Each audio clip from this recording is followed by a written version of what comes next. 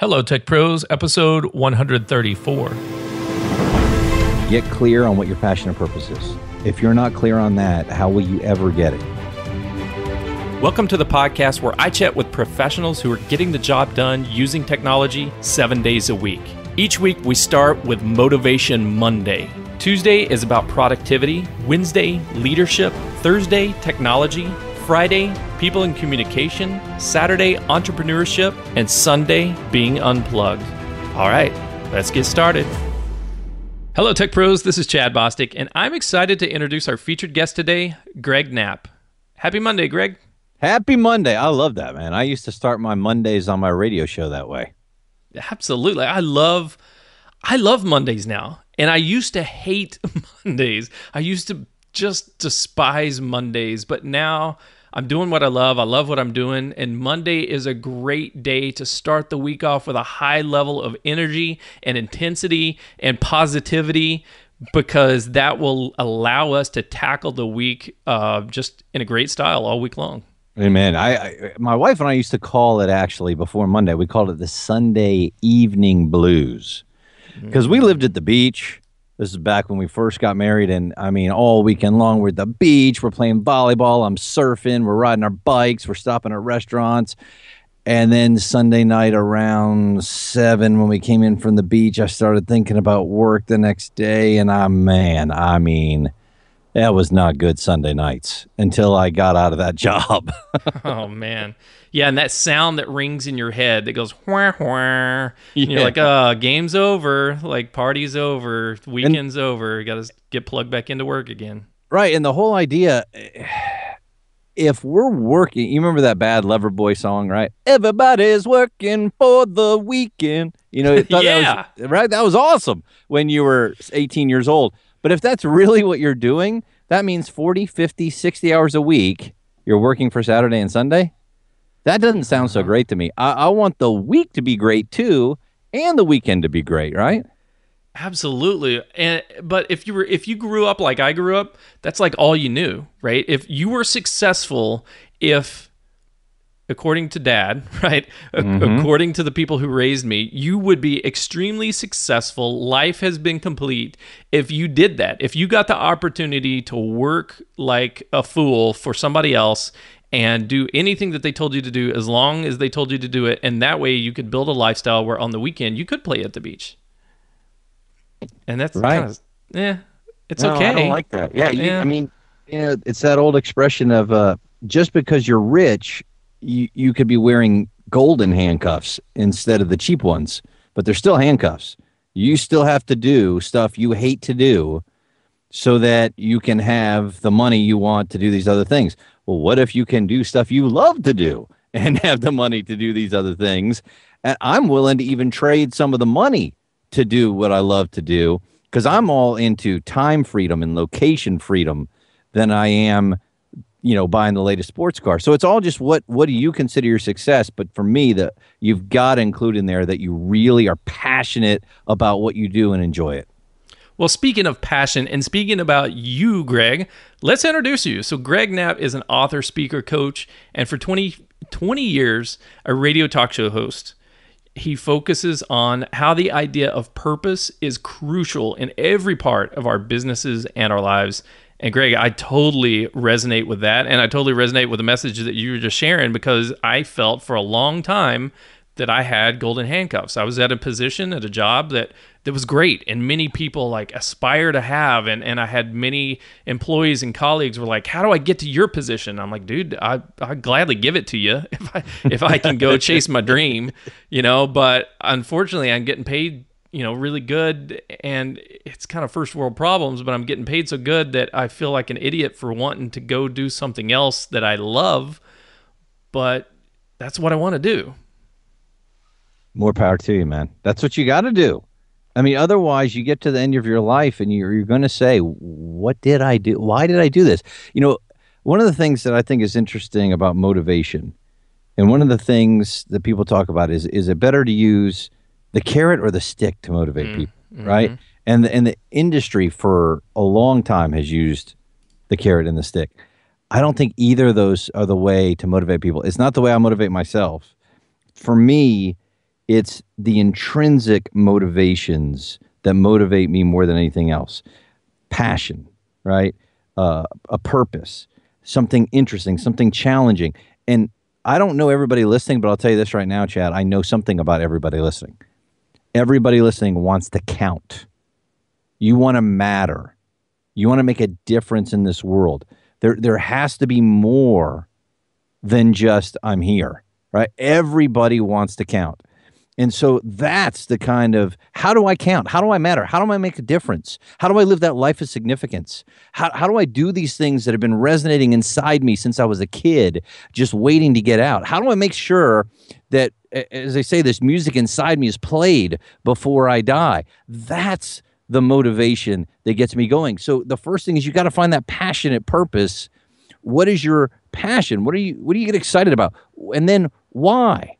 And once you get all that going, then you get to the what and the how. But if you don't have that other stuff to begin with, you're just going to keep going through things over and over again, same cycle. I know I did for a long time when I first got out of school.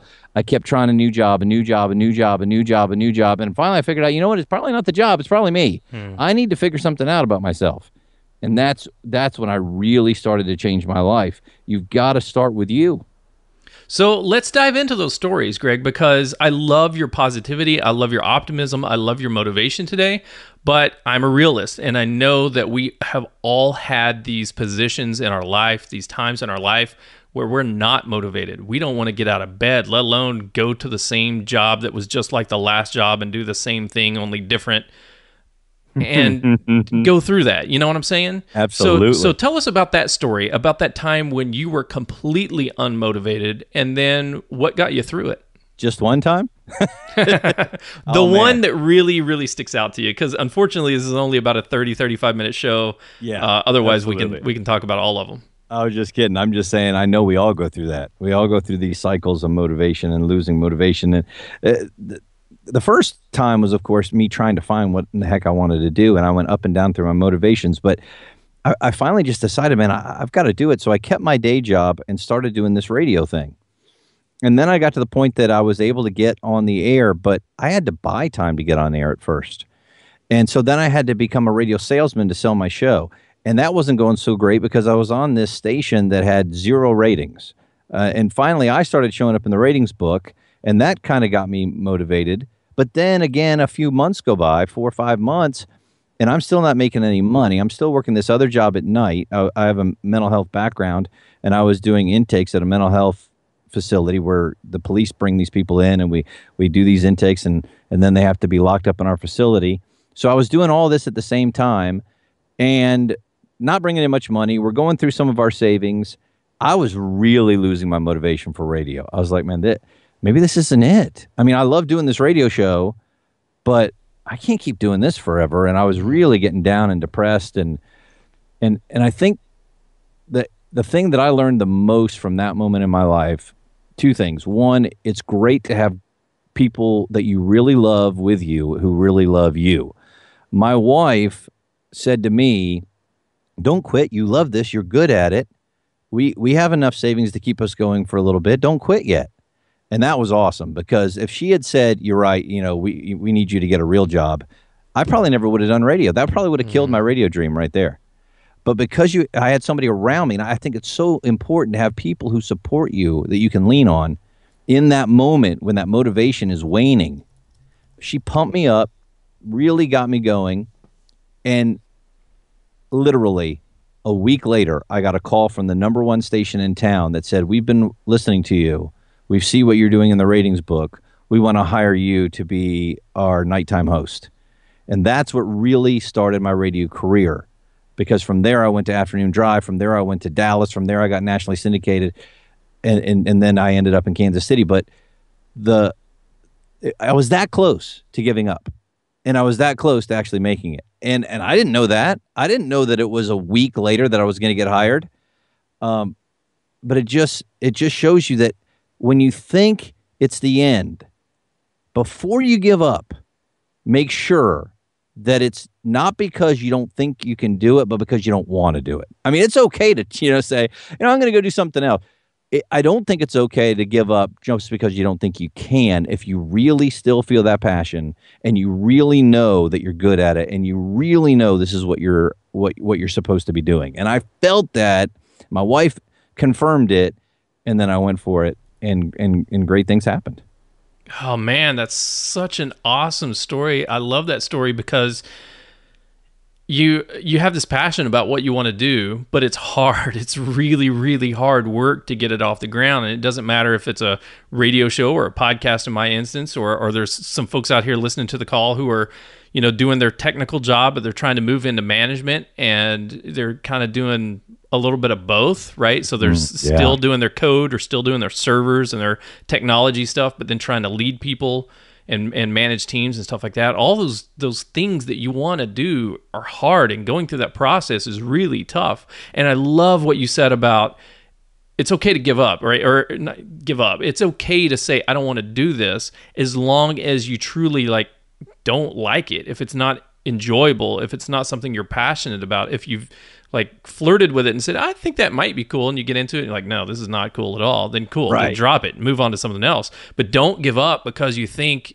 the struggle is too hard or that you're not a good enough person to make it happen. Yeah, I think that's key, of knowing the difference between quitting and giving up. Quitting is okay. Giving up is not. Quitting, in my book, is I tried that. I gave myself 6 months to see if I was going to like it. Decided I didn't really like it. Now I got to go try something else. Because if you can never give up, then you can never try new things because you're never having enough time for it.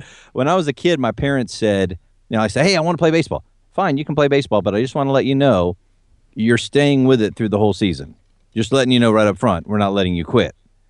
We're not letting you give up. But at the end of that season, if I said, Mom and Dad, I don't really like baseball, then I don't have to play next year. There's a big difference there, I think. Yeah, totally. I do that with my daughter. So I have a 6-year-old daughter. She's turning 7 here in just a little bit at the end of the summer. And we've gone through a lot of things, a lot of activities to figure out what her thing is. And sure. How else can you know? How else can you know, right? You can't just expect, okay, well, this kid is born and she's comes from my DNA, therefore she's going to like the same stuff that I liked as a kid. So we'll just put her in that and just push her to do that, right? Until she leaves the house of her own recognizance, right? And then goes into therapy for 20 years. Thanks, exactly. Dad. I don't want to do that, right? So we'll try a little ballet, and then we'll try a little soccer, and then we'll try a little karate, and then we'll try a little ice skating, and then we'll try a little, and then pretty soon she's like, oh my gosh, just lights up, and her face is all afire, and her, she's just going to town. And she doesn't want to leave the practice sessions because she's having too much fun. And then when her friends are wanting to play during the practice session, she's like, yeah, no, you need to go away because I'm trying to concentrate here. That is like a kid that I've never seen before in my life. And okay, we have found the thing. And now, awesome. Now we're good. And that's really what should be happening to us in our entire lives. It doesn't matter whether you're a kid or not. I don't know why we decide that once we become adults, we can't be excited anymore and can't get energized and passionate about something anymore unless it's after work. Most of our waking time is spent at work. Why would we wait till we're off work to get passionate? I don't understand it. Well, why is it, do you think, that we tend to lose our passion or suppress our passions as we get older and are going to work and doing the thing and building the grind and trying to make the money and pay the rent instead of just keeping our passions alive? Well, that's a great one. I think the biggest one is fear. We're afraid that, I know I am, I know I was, I know I still am. What am I saying I was? I shouldn't put in the past tense. I'm still afraid every time I try something new. When I wrote my book, Go, I was afraid. I was like, well, I don't know how to write a book. Who's going to read my book? Why would anybody care what I have to say? There's a million books out there. People have already written books about motivation, Greg. Well, yours is about personal development, Greg. People have written about that. So there's the fear that you're going to fail, that you're going to be rejected, that you're going to lose money. And you can quickly go down this irrational fear route of, man, if I try this, I'm going to lose my job. I'm going to lose my money. I'm going to lose my spouse. I'm going to lose my house. I'm going to be in a van eating government cheese down by the river, right? You can do that in about 20 seconds in your head. And so then you give up, right? Or just doubt or even people, even good intentioned friends of yours, you can't do that, man. What are you talking about? You got a good job. What are you doing? Why would you even think about that? That kind of stuff can pull you down. And then the mindset, if you don't have the mindset that, hey, I can do this, and not only that I can do it, and not only that I just want to do it, to me, I think you've got to convince yourself you must do it. In fact, when I coach people, I say, look, before I coach you, you need to write a letter to yourself and a letter to me, convincing me that you have to make the change that you say you want to make with me before we start at all. Because there's an old psychology joke that says, how many psychologists does it take to change a light bulb? I don't know. How many, Greg? It's funny you should ask. It's only one, but the light bulb has to want to change. Oh. And it's so true, man. When I was doing mental health counseling, I had a lot of light bulbs that didn't want to change. Guess what? I can't change you, and you can't change anybody. All we can do is help people who want to change. And what really happens, you can only help people who have convinced themselves they must change. And once they've convinced themselves, it's easy. But if you're of two minds, I happen to be a Christian. There's a great piece in the Bible that says, no man can serve two masters. If you have half of your mind saying, yeah, man, you can do it, this is all, and the other half of your mind going, who do you think you are? Who do you think you're kidding? Sit back, shut up. You can't do that. Just go to work every day like everybody else and be lucky you have a job. If you've got those two voices in your head and they're fighting equally, you're going to have a big, big problem. So you've got to get that mindset. And once you convince yourself and you can convince other people that you must do this, you're halfway there already. But if you don't, you're going to be struggling the whole way. I think that's what gets into people and stops them more than anything else. And I think also this idea that we've been taught as we've been getting older, that there are certain things you can do when you're a kid. Hey, what do you want to be when you're a kid, right? Astronaut, movie star, athlete, entrepreneur, businessman, businesswoman, whatever. Nobody says, I want to be the assistant to the assistant manager, except maybe Dwight from The Office, right? Right. I mean, nobody says that. And yet we settle for that. Why? Well, because we need money. And I get that. But just because you need money doesn't mean you have to settle for that job. And I don't even mean that you just, the other side of it, I think, is that people think, and I'm, I don't want to just keep talking so you can jump in, Chad, but there's so many thoughts coming to me on this. I hate the people that say, go big or go home. Because then it's like, you've got to take this huge leap. You have to quit your job. You have to try to do all this. Well, then there is a lot of fear, because guess what? You're probably not going to replace your income like that. I don't like that. What I like is, hey, you've got a job. Why don't you start this an hour every night and 2 hours every Saturday and 2 hours every Sunday? Why don't you find a way you can do this kind of part-time? Why don't you start doing this at home and slowly growing the audience, or slowly growing your client base or your customer base or whatever it is that you want to do? And then start piling up these little successes and growing it. And then you get to the point that you can take the big leap and it's not so fearful. But if you think you've got to go from nothing to 100%, no wonder people don't start.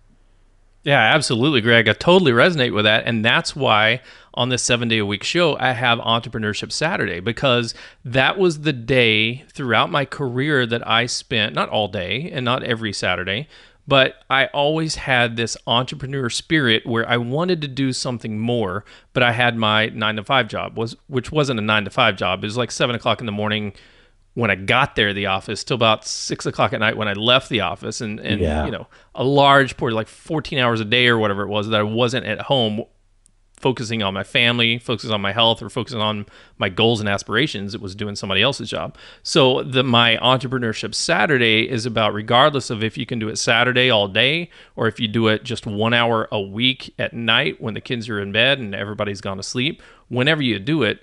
But if you have goals outside of what you're currently doing, then you should be working on it. And the only reason, honestly, that I jumped into this podcasting full time and chased my dream like full steam ahead, and I've been working on this stuff for years. I just hadn't been publishing anything, producing anything, but I've been studying and playing with websites and learning social media and learning a little bit about podcasts, learning a lot of stuff, but I wasn't able to take that big jump, not like a big leap of faith, until I got laid off 3 times in 12 months.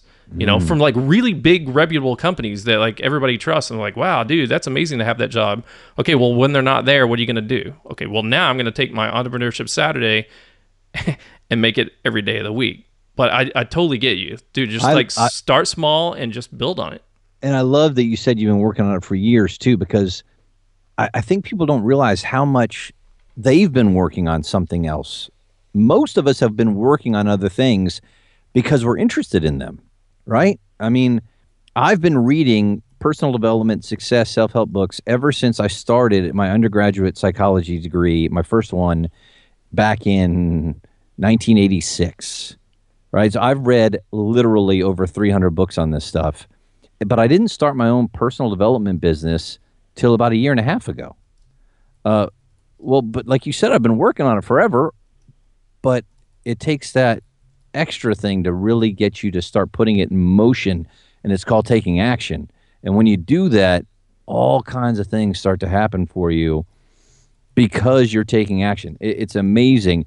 No one is an overnight success. We see the last couple of steps. So like I see this podcast you have, and I'm like, man, Chad's doing awesome with this podcast. And as you mentioned, you've been doing it for years, and I see the end result. And that's what people got to remember. When you look at these other people who are super successful, it didn't happen overnight. They edged into it too, and you can too. Yeah, you're not listening to the episode where at my 9-to-5 job, which was a 7-to-7 job, I walked out at lunch and went to my car in my parking garage, turned on my iPhone like audio recorder, and started rambling into that for 30 minutes during my lunch break. Right? You're not listening to that episode because it never got published. But that's what I did for several months is on the drive home from work, I would talk about my day into my iPhone to myself. And then I would, as I'm talking, this imposter syndrome saying, this sucks, man, this is horrible. Like your speaking skills are horrible. Like you're just rambling. You need like a PowerPoint slide to read off bullet points. This is terrible. And so it's a process and it's a grind and it's a mental game that you have to shift, but it is a lot of work. So Greg, in just a moment, I want to ask you about when is the appropriate time for us to take that big action, and how do we take that big action? And I think there's going to be some mindset stuff that you're going to help us with to get to that point where we're ready to take that big action. But first, we're going to take a quick break and thank our sponsors. This episode of Hello Tech Pros is sponsored by Minio Cloud Storage. Minio is a cloud object storage server for developers and DevOps written in Go. The Go programming language is the emerging language of choice for modern cloud infrastructure projects, and it allows Minio to be highly concurrent and lightweight. Minio is Amazon S3 compatible, built with microstorage architecture in mind, but at its heart, Minio is simple, scalable, and supported by a passionate developer and user community. In episode 89 of Hello Tech Pros, I talked with A.B. Periasamy, one of the founders of Minio, about the importance of community support and recruiting software developers who are as passionate about their product's code as artists are of their art. Check out that episode at hellotechpros.com/89 and check out Minio Cloud Storage at minio.io. That's minio.io.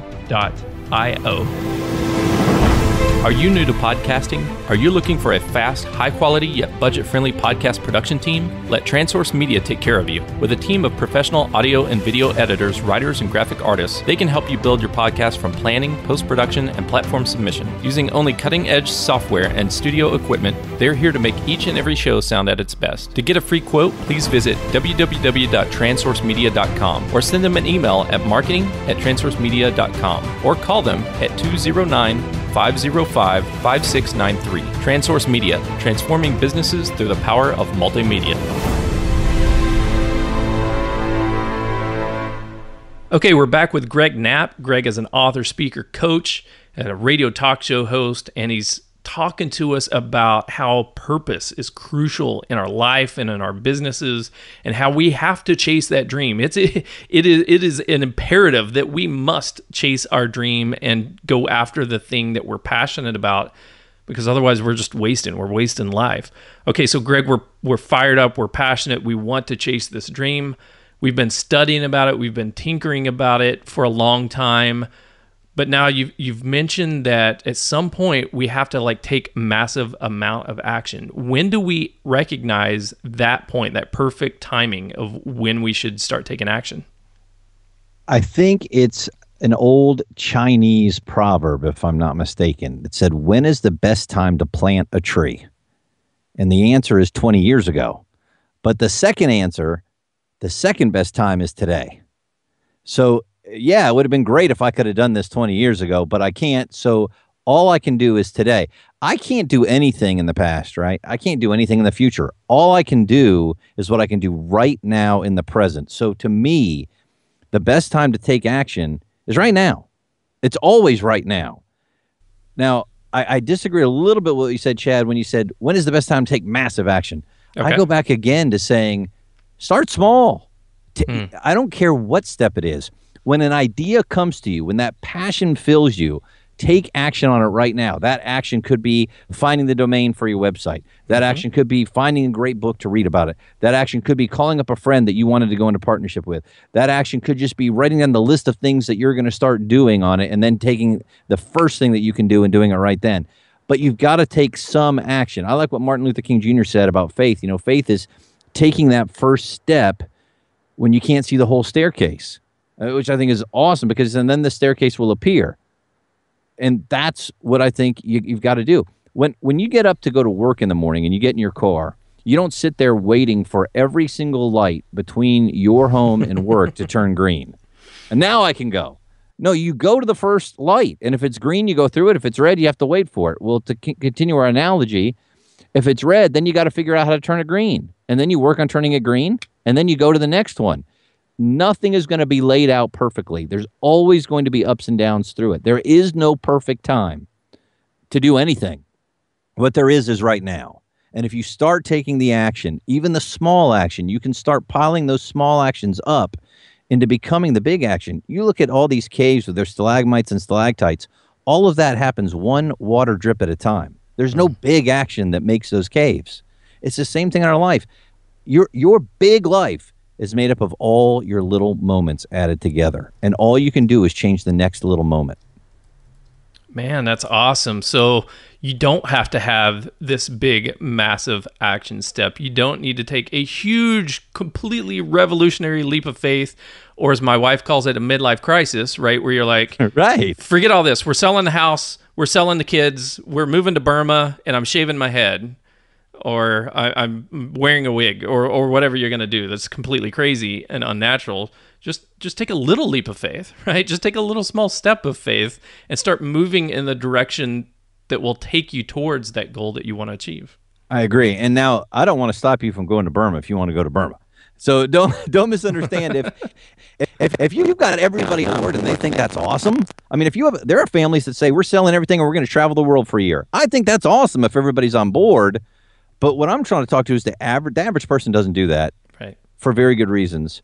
But the average person who wants to pursue their dreams but is afraid, this is the way to fight that fear of going small ball first, of taking that action step. And when you start to do that, the fear collapses. When you start seeing that you can actually do these things and you're building up these little successes, the fear collapses. That's what I'm talking about. And then as you build that, it's like a snowball rolling downhill and you start taking bigger and bigger action before you realize that you're like, wow, I'm doing some pretty big stuff. And I didn't have to, sell the house. Now, if you want to, that's fine. And I'll give you my address to send me the check later. But, you don't have to is all I'm saying. Yeah, I love that. From a financial perspective, I didn't follow his plan, but I knew the principles behind the Dave Ramsey plan, and it was a great way for us to pay off our credit cards and to get out of debt and to not have a lot of debt, like financial things holding us back from doing good things. And that was a slow, long, slow process over 6, 7, 8 years, right? To get not completely financial free, right? We still have bills, we still have stuff that we got to do, but we're not just completely trapped by stupid financial mistakes that we made in our past, in our history. That's a great point. Business that I'm creating now is kind of the same thing, right? I started with very, very tiny steps when I still was employed by somebody else 10, 15 years ago of just learning WordPress and learning how to do a blog. Okay, I learned that. That took a while. And then learning like which microphones to get and which equipment that podcasters use. Didn't buy it right away, but just did research on what are the podcasters using. And then did more research on what's my show going to be about, and really think about the things that I like and the things that I'm good at. And it was a slow process. It was kind of like the Dave Ramsey plan of paying off debt. It was like a slow snowball of, okay, once I learn this and I apply it, and then I'd learn the next thing and apply it, and I learn the next thing and apply it. By the time I went live with Hello Tech Pros in April of this year, and now let's see, this is episode 134. It hasn't been as hard in the last few months as some people see it, just because I've been practicing and learning and working on it for years and years until I was ready to do the big release. But every one of those things you did, you were taking action. Everything you did was a little step, and all those little steps added up to where you are now. And absolutely, you were talking about how you talked into your iPhone to do your podcast at first, just kind of pretending. I did the same thing with my radio show. When I first got into radio, I told you I had to buy airtime. Even before that, while I was working in mental health, I was producing some radio shows. And at the end of the night, when everybody was gone, I would sneak into one of the studios and I would make a fake radio show. And nice. I did that every night, and I did it on a cassette tape, if you remember those. So then on the way home, I would listen to the show and critique myself. And then I would give it to people in radio so they could critique me. And I kept getting better and kept getting better before I finally then said, all right, I'm ready for my radio show. And so everybody thought, how can you do a radio show? You're crazy. Well, I've been doing a fake one for a year, dude. I think I can start doing one. But you take that action and fear falls. Love it. I love it. Well, let's get ready to take some action tomorrow for Productivity Tuesday, because it's a great time to just start being productive with little wins and get things done throughout the rest of this week or throughout the rest of this year, or however long you need to get it done. But Greg, could you share with us some final words of wisdom to help us get to that point, the best way that we can connect with you, and then we'll say goodbye. You got it. Here's my words of wisdom for what they're worth. Get clear on what your passion and purpose is, number one. If you're not clear on that, how will you ever get it? It's like Yogi Berra said, you got to be careful if you don't know where you're going. You just might not get there. Huh? Think about that one for a minute. Yeah, you got to know where you're going, or really it doesn't matter where you go. So get clear on your passion and purpose. Your why. Why do you really want this? What's your underlying emotional benefit? Not just physical benefits. What's your underlying emotional benefit for what you're going after? You need to get past money or past things, because there's something under why you want those things and why you want that money. You got to get to that why, because when you hit obstacles pursuing your passion and purpose, which you will, your why is what's going to support you through those. And then get clear on exactly what you want. And there's all kinds of goal-setting books out there to figure that out, and I have a lot of it in my book. But get exactly clear on your what. So when you're 100% clear on your why and 100% clear on your what, your how will start to appear because you're thinking about it. As Ralph Waldo Emerson said, a man is what he thinks about all day long. You start thinking about this stuff all the time, and your conscious and subconscious mind starts working on ways to make this happen. So these ideas will start popping into your head when you're jogging, and popping into your head when you're washing the shampoo out of your hair. And you're like, how is this idea popping into my head? Well, it's not popping in your head. You've been thinking about it the last 3 weeks, dude.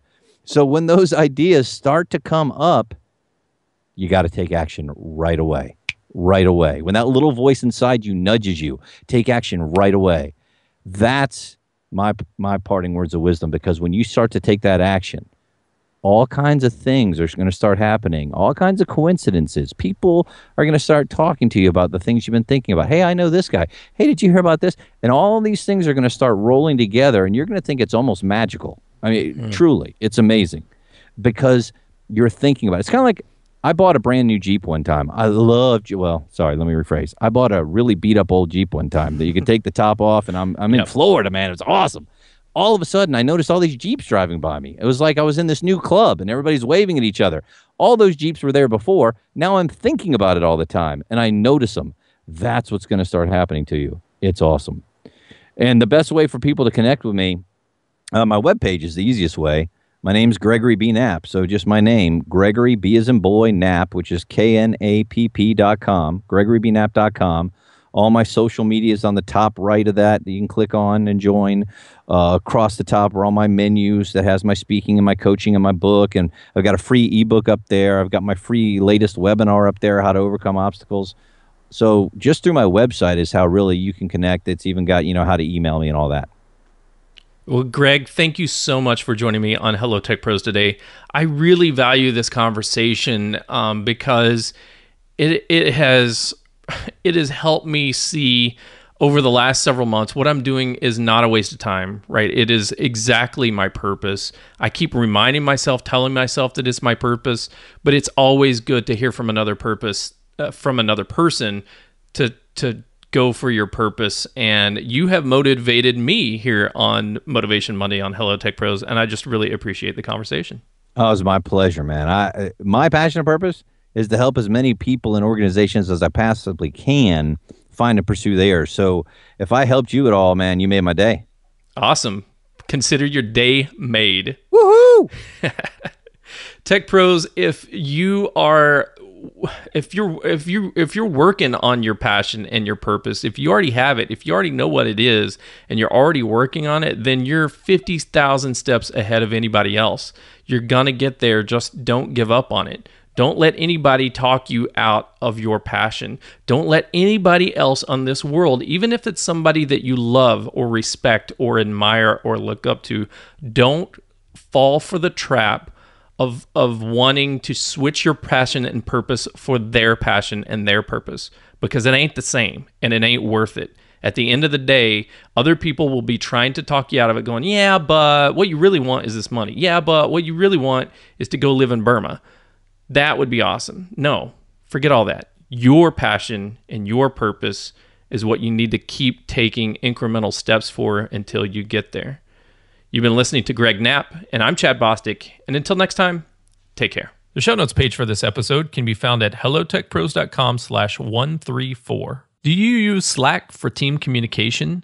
Join the Hello Tech Pros Slack channel at hellotechpros.com/Slack. If you enjoyed this episode, please leave a review, subscribe to this channel, and check back tomorrow. This has been Motivation Monday, but tomorrow my featured guest and I talk about productivity. On Wednesday, leadership, Thursday, technology, Friday, people and communication, Saturday, entrepreneurship, and Sunday, being unplugged. Then next week, we start it all over again with Motivation Monday. And I'll talk to you tomorrow.